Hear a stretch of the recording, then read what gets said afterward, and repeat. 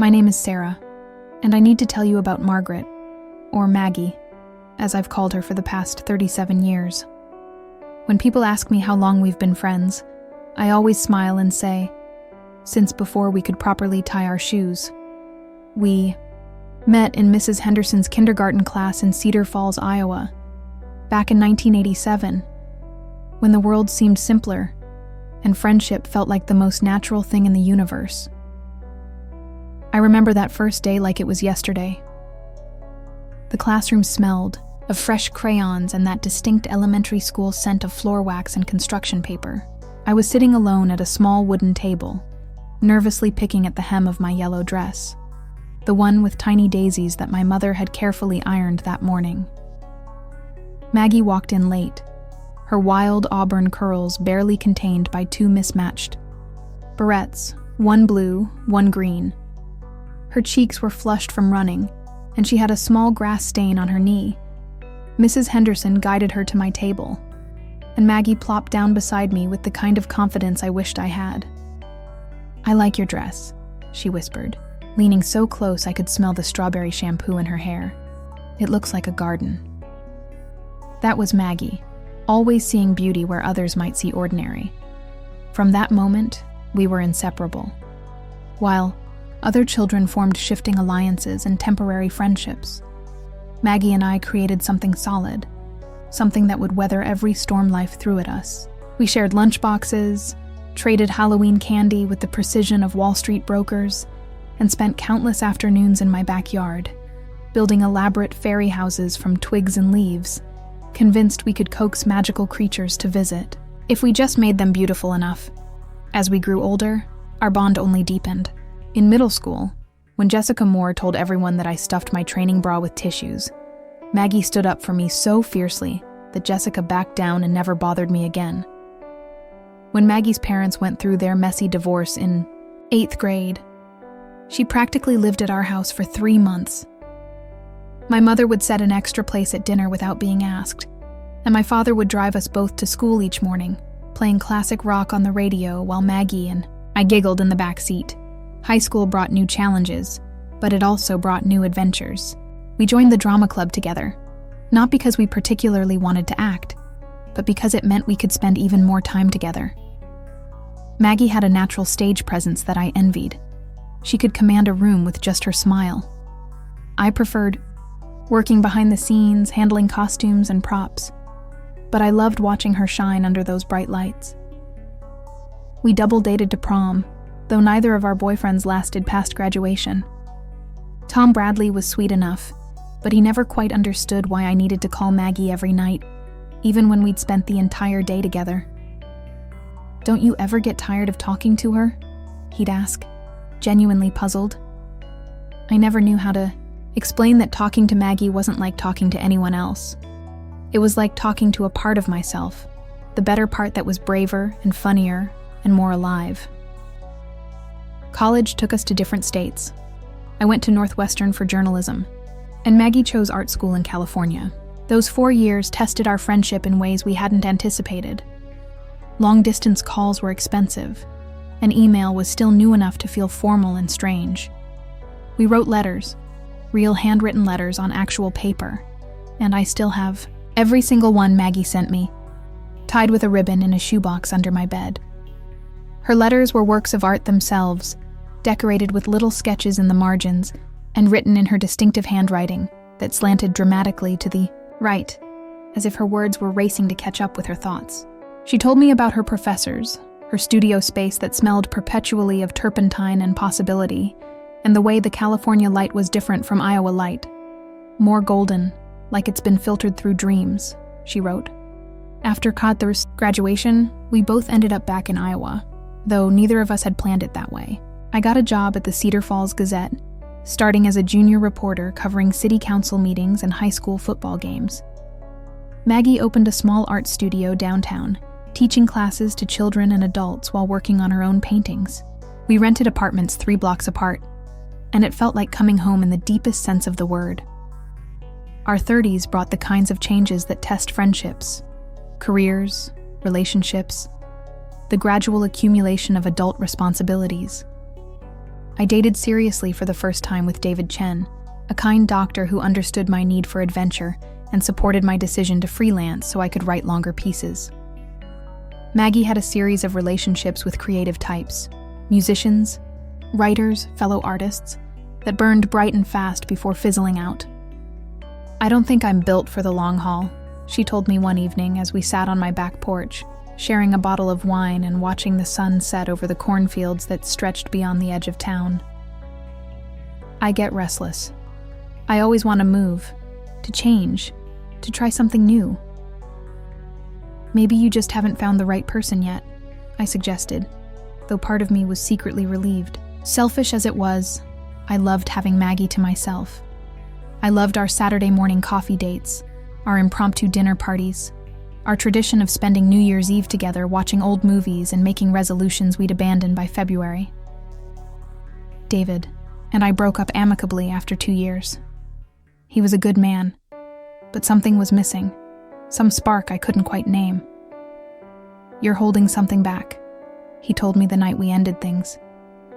"It's like part of you isn't really here." I wanted to argue, but I knew he was right, even if I couldn't articulate what exactly I was holding back or why. Life continued its steady rhythm. I turned 35, then 37, then 40. Maggie and I celebrated each birthday together, usually with elaborate home-cooked dinners and increasingly expensive bottles of wine. We traveled together, a girls' trip to Paris that left us dizzy with art and caffeine, a weekend in New York where we saw 3 Broadway shows and ate our weight in bagels, camping trips to Colorado where we hiked trails and talked under star-filled skies about everything and nothing. People often commented on our friendship with a mixture of admiration and confusion. "I've never seen anything like it," my cousin Linda said at a family barbecue. "You two are like, I don't know, like you're connected by invisible string or something." Others were less kind. "It's not healthy," I overheard a colleague say at an office party. "2 women that close at your age? There's got to be something weird about it." But there wasn't anything weird about it, at least not that I could see. Maggie was simply the person who understood me best, who made me laugh hardest, who knew exactly what to say when I was struggling with a difficult story or feeling lost in the general chaos of adult life. She was my constant, my true north, the person who made everything make sense. Before we continue, please subscribe to the channel and let us know where you're listening in the comments. Looking back now, I think I always knew on some level that what Maggie and I had was special, maybe even rare, but I told myself it was just friendship, just the kind of deep, abiding connection that lucky people sometimes find. I never questioned why I'd never felt quite as connected to any romantic partner, why I always felt most myself when I was with her, why the thought of her moving away or falling deeply in love with someone else made my chest tight with an emotion I couldn't name. I should have known that something so perfect, so carefully balanced, couldn't last forever unchanged. I should have known that eventually, one of us would want to name what we had, to examine it more closely, to push at the boundaries we'd so carefully maintained. But I didn't know. I was content to live in the beautiful space we'd created, never questioning its limits or its true nature, until the night everything changed. The evening that would change everything started like so many others, with Maggie texting me around 6 p.m. with a simple, "Wine?" followed by the grape emoji she'd recently discovered.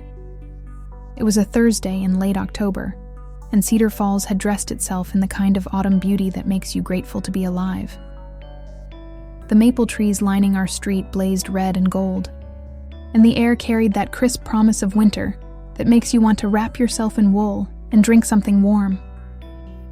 I found Maggie at Giovanni's, our favorite Italian restaurant, sitting in our usual booth near the back. She'd already ordered our regular, a bottle of Chianti and the calamari we'd been sharing for 15 years. She looked beautiful in the way that had become so familiar, I sometimes forgot to notice it. Her auburn hair had grown longer, and she'd started wearing it loose around her shoulders, and she was wearing that emerald green sweater that made her eyes look like sea glass. "Rough day?" I asked, sliding into the booth across from her. She had that slightly frazzled energy that usually meant her advanced painting class had been particularly challenging, or one of her gallery submissions had been rejected, or her landlord had threatened to raise the rent on her studio again. Not rough, exactly, she said, pouring wine into both our glasses with the practiced ease of someone who'd performed this ritual countless times. Just contemplative, I guess. I've been thinking about things. Dangerous territory, I teased, raising my glass. What kinds of things? She was quiet for a moment, swirling the wine and watching the liquid catch the dim restaurant lighting. Outside, I could hear the sounds of downtown Cedar Falls settling into evening. Cars passing on the street, the distant laughter of college, students heading out for the night, the comfortable hum of a small town that knew itself well. Do you ever think about parallel lives? She asked finally. Like the versions of ourselves that might exist if we'd made different choices along the way? It wasn't an unusual question for Maggie. She'd always been philosophical, prone to wondering about alternate realities and what-if scenarios. We'd spent hours over the years discussing the sliding doors moments of our lives. What would have happened if I'd taken that job in Chicago, if she'd stayed in California, if either of us had married the boys we'd dated in college. Sometimes, I said. Why? What's got you thinking about parallel universe Maggie? I had coffee with Jennifer Mills today, she said, naming a woman we'd gone to high school with. She's getting divorced. Her husband left her for his secretary. Can you believe people still do that? Such a cliché. I made sympathetic noises, but I could tell there was more to the story. She said something that stuck with me. Maggie continued. She said she realized she'd been living someone else's life for 20 years. She married Tom because it was expected, had kids because that's what married people do, bought the house in the suburbs because that's where families are supposed to live. And one day she woke up and realized she didn't recognize herself anymore. That's terrible, I said, meaning it. I'd always found Jennifer a bit shallow, but no one deserved to feel lost in their own life. She asked me if I ever felt like that. Maggie said, her voice getting quieter. If I ever felt like I was living the life I was supposed to have, or just the life that happened to me. I leaned back in the booth, suddenly understanding why this conversation had unsettled her. Maggie had always been the more adventurous one, the risk taker, the person who followed her heart even when it didn't make practical sense. But lately, I'd noticed a restlessness in her, a dissatisfaction that she tried to hide but that I could read in the way she drummed her fingers on tables and stared out windows when she thought I wasn't looking. What did you tell her? That's the thing, Maggie said, meeting my eyes for the first time since I'd sat down. I didn't know what to say. I started to give her some speech about following your dreams and being true to yourself, but the words felt hollow. Because the truth is, I don't know if I'm living my real life or just this life. We talked through dinner, the conversation meandering through familiar territories. Her art, my writing, the way Cedar Falls had changed and stayed the same, the peculiar loneliness of being single in your 40s in a town where everyone else seemed coupled up. But underneath it all, I sensed something shifting, some tectonic plate of our friendship moving in ways I couldn't quite identify. After dinner, we walked to Riverside Park, following a route we'd taken hundreds of times before. The moon was nearly full, casting silver light on the river that ran through the center of town. We sat on our favorite bench, the one with the brass plaque dedicated to someone's grandmother, and shared the comfortable silence that comes with decades of friendship. Sarah, Maggie said eventually, can I ask you something? Always. Do you ever think about us? About this? She gestured between us, encompassing not just our physical proximity but something larger, something that had no easy name. What do you mean? She paused, choosing her words carefully. We've been best friends for 37 years. We talk every day. We know each other better than we know ourselves. We've never had a real fight. We finish each other's sentences. People joke that we're like an old married couple, but they're not really joking, are they? My heart started beating faster, though I couldn't have said why. Maggie. We've both had relationships, but nothing that really stuck. Nothing that felt as real or as important as this friendship. And I started wondering today, what if that's not a coincidence? What if the reason nothing else has worked is because we already have what other people are looking for? We just haven't named it properly. The night air suddenly felt too thin, like we'd climbed to altitude without noticing. I stared at the river, watching the moonlight fragment and reform on the moving water, trying to process what she was suggesting. You're talking about Jennifer's existential crisis making you question our friendship? I asked, though I knew that wasn't quite right. I'm talking about wondering if we're living in denial, she said, her voice barely above a whisper. I'm talking about the fact that I've never loved anyone the way I love you, and I don't think that's normal for friendship, no matter how close we are. The word love hung in the air between us like a challenge. We'd said it to each other thousands of times over the years. Love you too, casual and comfortable as breathing.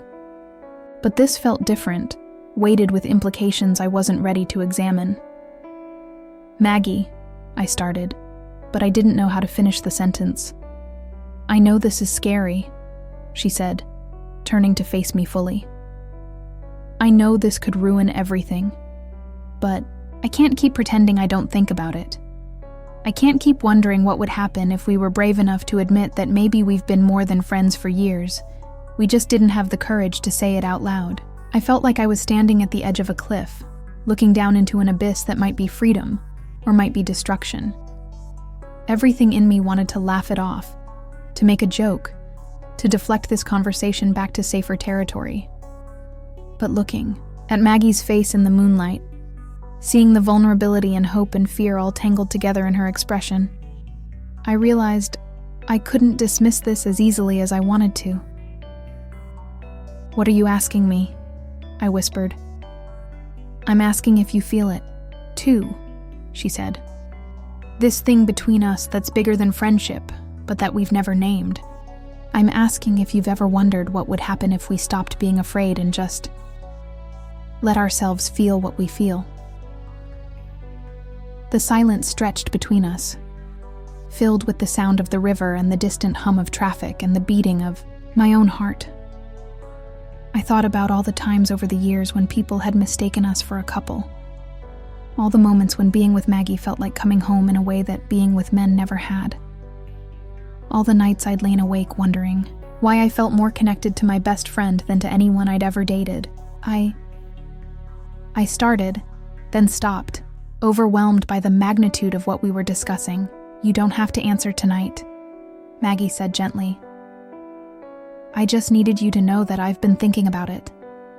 That maybe we should both think about it. We sat in silence for a while longer, the weight of unspoken possibilities settling around us like snow. When we finally walked back to our cars, everything looked the same. The familiar streets, the comfortable small-town landscape we'd known all our lives. But something fundamental had shifted, and I knew that no matter what happened next, we could never go back to the easy innocence we'd shared before this conversation. That night, I lay in bed staring at the ceiling, replaying every moment of our friendship through this new lens Maggie had given me. And for the first time, I allowed myself to wonder, what if she was right? What if what we had was love in the deepest sense, and we'd been too afraid or too conditioned by expectations to recognize it? The thought terrified and thrilled me in equal measure. 3 weeks passed after our conversation at Riverside Park. 3 weeks during which everything felt different and exactly the same all at once. Maggie didn't bring up her revelation again, and I didn't either.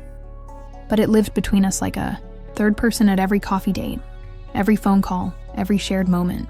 We were both being careful, dancing around the elephant in the room with the kind of polite awkwardness that felt foreign after decades of easy intimacy. I found myself analyzing every interaction, every casual touch, every shared laugh through this new lens. When Maggie brushed my hand reaching for the sugar at our Saturday morning coffee ritual, was it accident or intention? When she leaned against me during our weekly movie night on my couch, was she just getting comfortable or was she testing boundaries? The uncertainty was exhausting, but it was also electric. For the first time in years, I felt truly awake, every nerve-ending alert to possibility. I'd started writing about it. Not for publication, just stream of consciousness rambling in a private document I kept on my laptop. Pages and pages of questions, with no answers. When did friendship become something more? How do you know if what you're feeling is real or just the result of suggestion? What if we're both just scared of being alone and we're romanticizing what is actually a perfectly normal, if unusually close friendship? But even as I wrote those doubts, I knew they weren't quite honest. The truth was, I'd been thinking about Maggie differently for longer than I wanted to admit. Not constantly, not obsessively, but in quiet moments when my guard was down. I'd catch myself studying her profile when she wasn't looking, or feeling a flutter of something that wasn't quite friendship when she laughed at something I'd said, or experiencing a possessiveness I had no right to when she mentioned dates with other people. The breaking point came on a Friday night in mid-November. Cedar Falls had gotten its first real snow of the season, the kind that transforms everything into a wonderland, but makes driving treacherous. Maggie had come over for dinner, bringing wine and the ingredients for her grandmother's famous lasagna, a recipe she only made on special occasions or when she was feeling nostalgic. We cooked together in my small kitchen, moving around each other, with the practiced choreography of people who'd shared this space hundreds of times before. She wore jeans and an old sweater that belonged to me. She'd borrowed it years ago, and somehow it had just become hers. Her hair was pulled back in a messy bun, and she had flour on her cheek from making the noodles from scratch because, as she always said, the box stuff tastes like cardboard and we're worth the extra effort. The wine made us both a little loose, a little more honest than we'd been in the weeks since our park conversation. We talked about work. I was covering a story about the town's efforts to revitalize downtown, and she'd just gotten accepted into a group show in Iowa City. We talked about books we were reading, plans for Thanksgiving, the way the snow made everything look clean and new. But underneath the familiar rhythm of our conversation, there was tension, a current of awareness that made every casual touch feel loaded with meaning.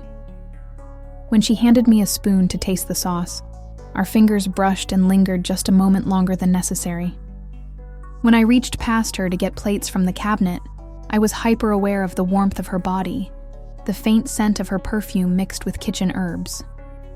After dinner, we settled on the couch with the last of the wine, ostensibly to watch a movie, but really just to be close to each other in the comfortable dimness of my living room. Snow was falling heavily outside, tapping against the windows with a sound like tiny fingers. The fire I'd built earlier was burning low, casting dancing shadows on the walls. "I love nights like this," Maggie said, curled up on the opposite end of the couch with her legs tucked under her. "When the whole world feels quiet and far away." I agreed, though I was finding it hard to concentrate on anything other than the way the firelight played across her face, highlighting the curve of her cheekbone, the fullness of her lower lip. "Sarah," she said after a moment, her voice softer than the whisper of snow against glass. "Yeah?" I can't stop thinking about what I said that night, about us. My heart jumped, but I kept my voice steady. "I know." "Me either." Have you come to any conclusions?" I set down my wine glass and turned to face her fully. She looked nervous and hopeful and beautiful, and I realized that I was tired of being afraid, tired of second-guessing. Every feeling, tired of living in the safe middle ground between truth and denial. "I think," I said carefully, "that you might be right. About us, I mean. About this being more than friendship." Her eyes widened slightly, and I saw her hands tremble just a bit as she set down her own glass. "I think," I continued, the words, coming easier now, that I've been in love with you for a long time, maybe years. But I was too scared to admit it even to myself. Because what if I was wrong? What if I ruined the best thing in my life for something that was just in my head? Sarah, she breathed. But I don't think it's in my head, I said, surprising myself with the certainty in my voice. I think the reason nothing else has ever felt right is because my heart was already taken. I think the reason I've never been able to fully commit to anyone else is because the person I wanted to commit to was right there all along, and I just didn't have the courage to see it. The silence that followed was different from any silence we'd ever shared. It was charged with possibility, heavy with the weight of 37 years of friendship about to transform into something entirely new. "Can I?" Maggie started, then stopped, biting her lower lip in the way she'd done since childhood when she was nervous. "What? Can I kiss you?"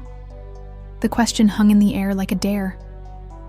I looked at her face, at this person who'd been my constant companion, my safe harbor, my deepest friend, and I realized that yes, this was what I wanted.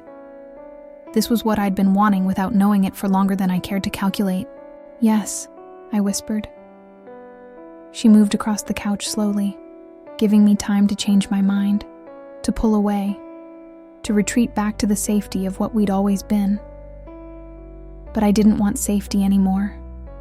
I wanted truth, even if it was terrifying. When her lips touched mine, it was nothing like I'd imagined and everything I'd hoped for. It was soft and tentative at first, a question mark of a kiss that asked permission and offered escape. But when I kissed her back, really kissed her back, it deepened into something that felt both completely foreign and absolutely right. She tasted like wine and possibilities. Her hand came up to cup my face, her thumb brushing across my cheekbone with infinite tenderness. When we finally pulled apart, we stayed close, foreheads touching, breathing each other's air. "That was..." I started. "Yeah," she agreed, even though I hadn't finished the thought. "What happens now?" I asked, because suddenly the future felt vast and uncertain and full of potential. "I don't know," she admitted. "I've never done this before. Fallen in love with my best friend, I mean. Me either."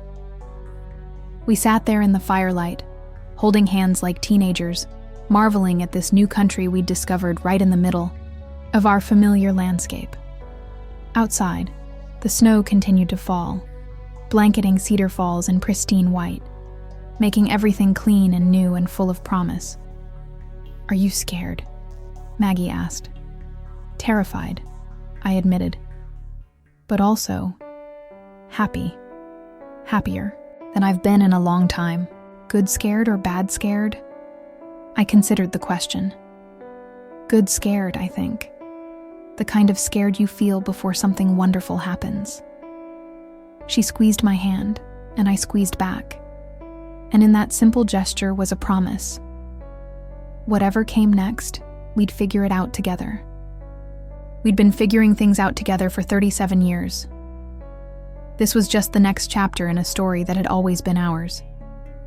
But even as I felt the rightness of the moment, the perfection of finally naming what had always been there, a small part of me wondered what this would mean for everything else. How do you tell the world that your best friend is now the love of your life? How do you navigate the transition from platonic to romantic in your 40s, when all your friends and family have fixed ideas about who you are and what your relationship means? Those questions could wait, I decided. Tonight was for revelation, for the sweet shock of recognition, for the joy of finally coming home to a love that had been waiting patiently all along. The morning after our first kiss arrived with the kind of brilliant sunshine that only happens after fresh snowfall, when the whole world looks like it's been dipped in diamonds. I woke up in my own bed, alone, but with the phantom warmth of Maggie's hand still tingling on my cheek. For a moment, I wondered if I'd dreamed the whole thing. The wine-softened confession, the tentative kiss, the way her eyes had looked in the firelight when she told me she loved me. But no, it had been real. The empty wine glasses on my coffee table confirmed it, along with the subtle rearrangement of couch cushions and the lingering scent of her perfume in my living room. Real and terrifying and wonderful all at once. Maggie had left around midnight, both of us knowing that we needed space to process what had happened, time to let this new reality settle before we faced each other again. I don't want to rush. This, she'd said as I walked her to the door, snow crunching under our feet on my front porch. This is too important to mess up by moving too fast. I'd agreed, but lying in bed that morning, I found myself already missing her in a way that felt different from any missing I'd experienced before.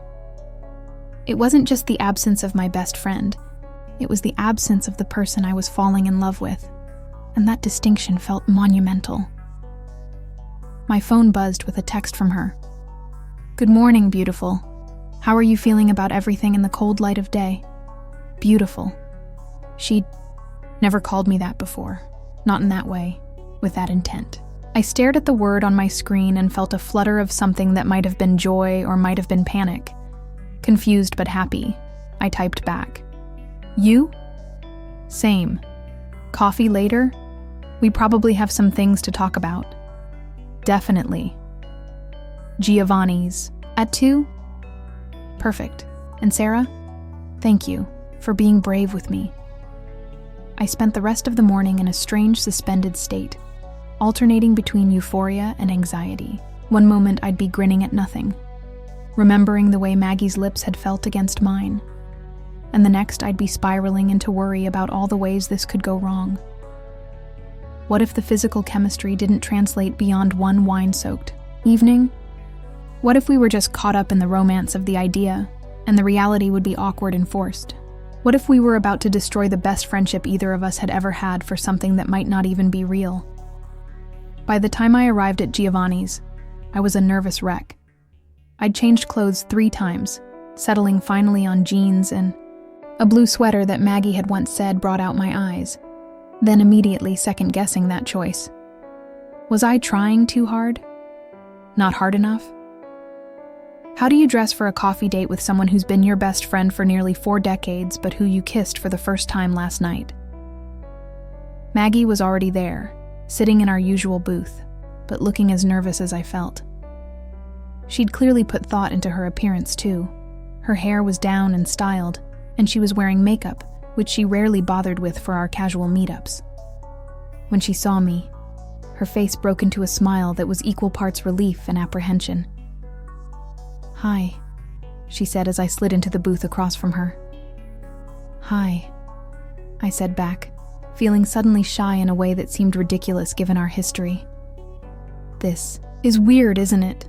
she said with a laugh. "I've never been nervous to see you before." "Good weird or bad weird?" I asked, echoing her question from the night before. "Good weird, I think, but definitely weird." The waitress came over, Maria, who'd been serving us for years and always remembered that I liked my coffee black and Maggie preferred hers with cream and 2 sugars. If she noticed any tension between us, she didn't show it, just poured our drinks with her usual efficient friendliness and left us alone. "So," Maggie said once we were alone again. "So, I've been thinking about this all morning," she said. "About us, about what last night means, about where we go from here. And I keep coming back to the same conclusion. I don't want to lose you. Whatever this is, whatever it becomes, I can't lose my best friend." Relief flooded through me. "You won't," I said. "That's the foundation everything else is built on." "We've been friends for 37 years, Maggie. One kiss doesn't erase that." "But it changes it," she said. "It has to. I can't go back to pretending I don't feel what I feel for you. But I also don't want to rush into something we're not ready for, just because we finally admitted it exists." I nodded, understanding exactly what she meant. "So, what do you propose?" "I think we take it slow," she said. "I think we keep being us.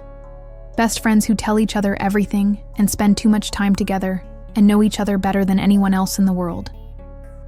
But we also acknowledge this other thing, this romantic thing, and we let it develop naturally.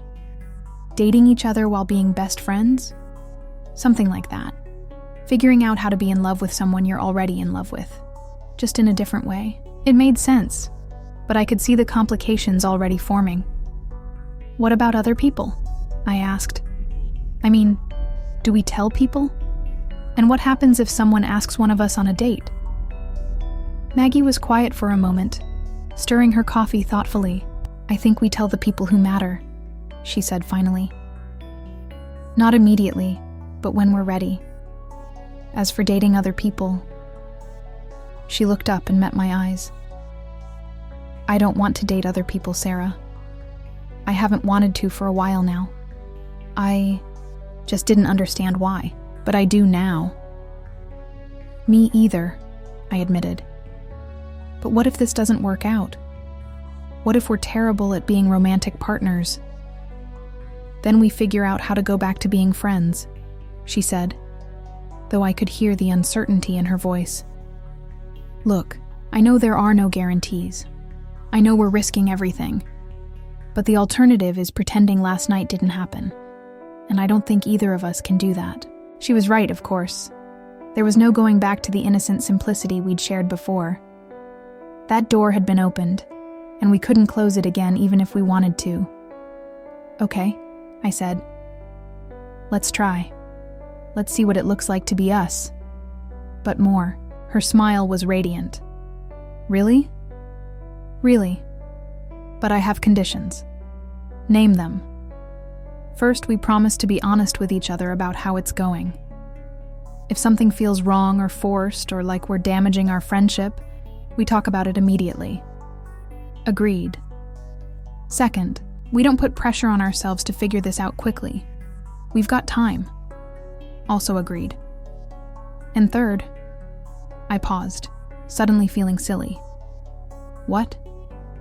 Third, you have to let me hold your hand sometimes, because I've been wanting to do that for longer than I care to admit, and now that I can, I don't want to waste the opportunity. She laughed, the sound bright and joyful in the quiet restaurant. I think I can manage that, she said, reaching across the table to take my hand in hers. Her palm was warm and familiar, but also electric with new possibility.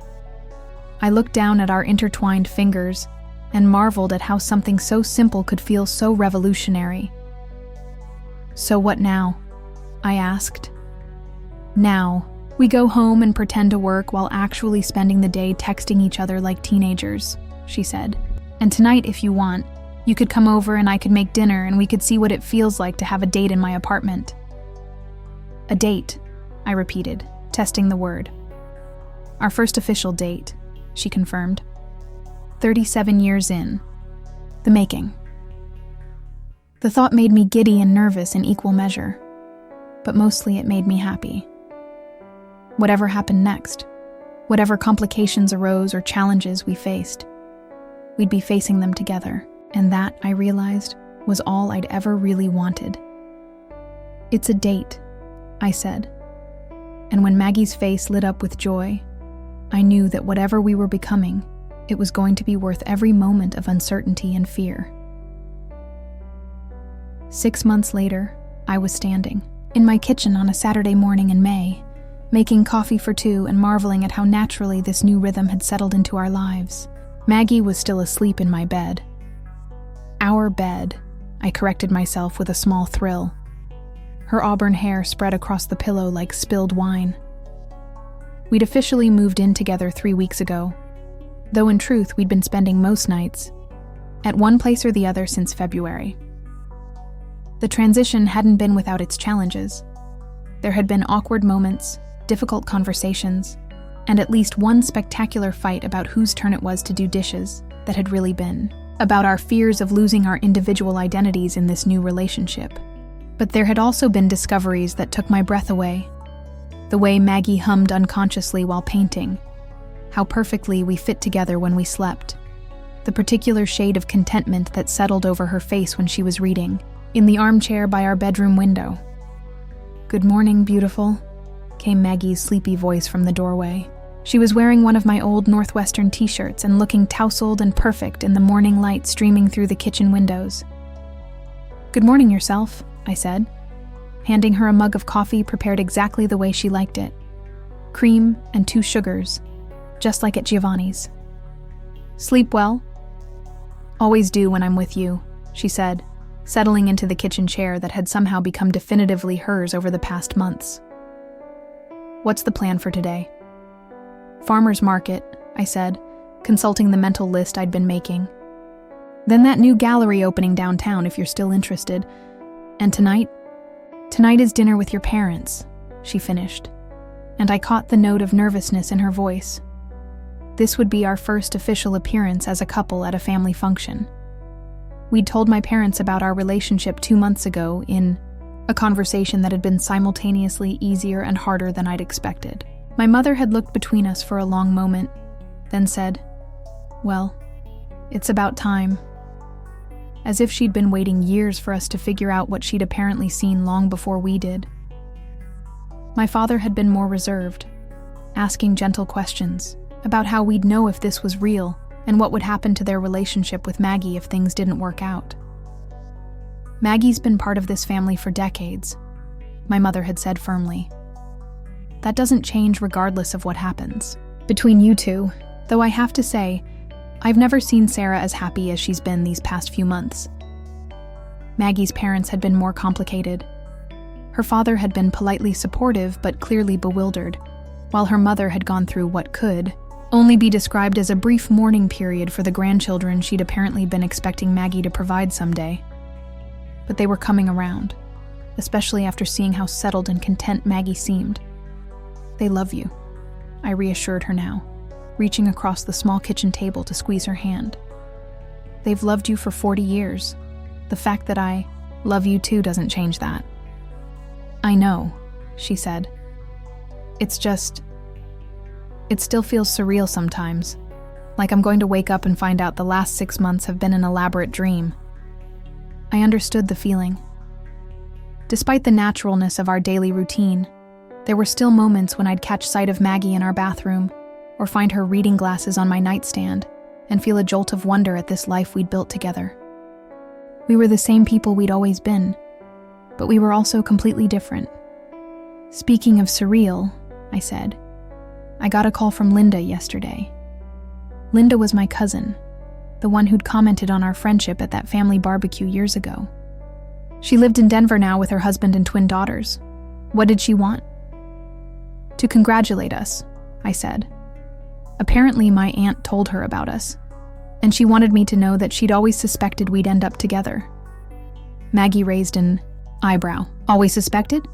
Her exact words were, "I used to tell my mom that you two were either going to get married someday or end up as crazy cat ladies together, and I'm glad it turned out to be marriage."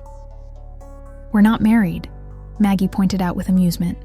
"Yet," I said, the word slipping out before I could stop it. We both froze. We hadn't talked about marriage, hadn't even discussed the long-term future beyond the lease we'd signed on this apartment.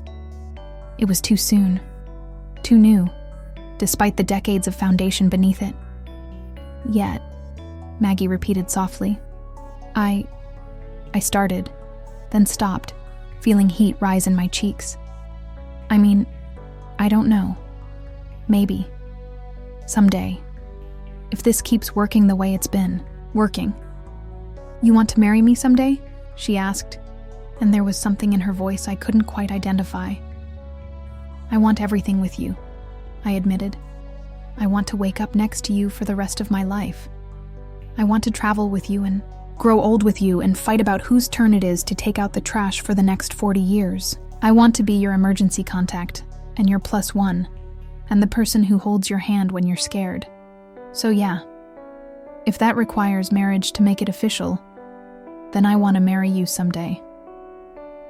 The kitchen fell silent, except for the distant sound of birds outside and the gentle hum of the refrigerator. Maggie stared at me with an expression I'd never seen before. Something between amazement and joy, and the kind of love that makes you feel like you could conquer the world. I want all of that too, she said finally. I want it so much it scares me sometimes. Good scared? The best scared, she confirmed, echoing our conversation from that snowy night in November.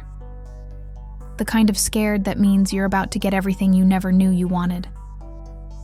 I got up from my chair and moved around the table to kiss her, tasting coffee and morning, and the promise of a future I was finally brave enough to imagine. When we broke apart, I rested my forehead against hers, breathing in the scent of her shampoo and the particular smell of home that I'd only recently learned to associate with another person. We should probably get ready for the farmer's market, I said eventually. Probably, she agreed, but neither of us moved. Maggie? I love you. Not just as my best friend, not just as my partner, but as all of it, as everything you are to me. I love you too, she said. All of me loves all of you. In every way it's possible to love someone. Later, walking hand in hand through the farmer's market, sampling honey and picking out flowers for our kitchen table, I found myself observing other couples and marveling at the different paths that lead people to love. There were young couples with babies strapped to their chests, middle-aged pairs who moved with the comfortable synchronization of long partnership, elderly couples who still looked at each other like they held the secrets of the universe. We fit somewhere in that spectrum now, Maggie and I. We had the history of the long partnerships and the giddy discovery of new love and the deep security of truly knowing another person. We were starting from scratch and continuing a story that had been 4 decades in the making.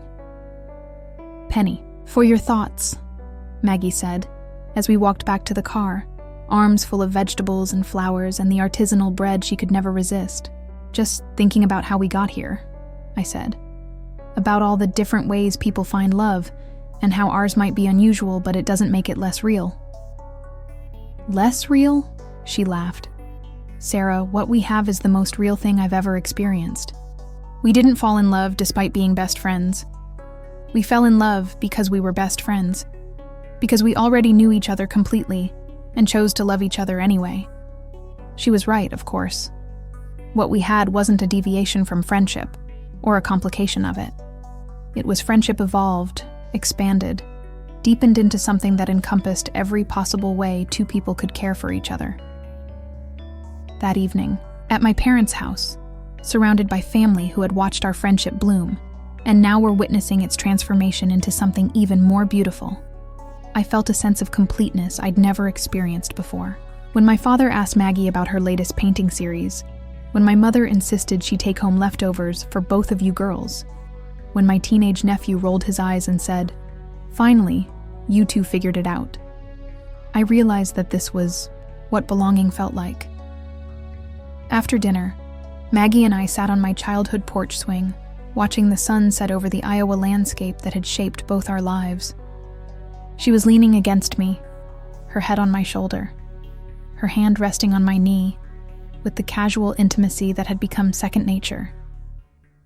"Do you ever miss it?" she asked. "The way things used to be, when we were just friends?" I considered the question seriously. "Sometimes I miss the simplicity," I said. "There was something beautiful about loving you without expectation, about knowing you were the most important person in my life without having to worry about whether I was the most important person in yours. But I don't miss the limitation. I don't miss holding back parts of myself or pretending that what I felt for you was exactly the same as what I felt for other friends. I don't miss dating people who were perfectly nice but who weren't you." "I don't miss it either," she said. "I miss some things about who we were, but I love who we're becoming even more." As the stars began to appear in the darkening sky, I thought about the story I would tell if someone asked me how we ended up here. It wouldn't be a typical love story. No meet cute, no dramatic pursuit, no moment of sudden realization that changed everything in an instant. Instead, it would be the story of 2 people who loved each other so completely as friends that the transition to romantic love felt less like falling and more like coming home. If you like this story, please like this video, subscribe to the channel, and share your impressions of this story in the comments. To listen to the next story, click on the box on the left. Thank you for watching. We were best friends, and then we were more. We were two people who discovered that the love of their lives had been right there all along, hiding in plain sight, behind the safe label of friendship. We were proof that sometimes the most extraordinary love stories are the ones that grow slowly, carefully, out of the ordinary magic of truly knowing another person. And we were just getting started.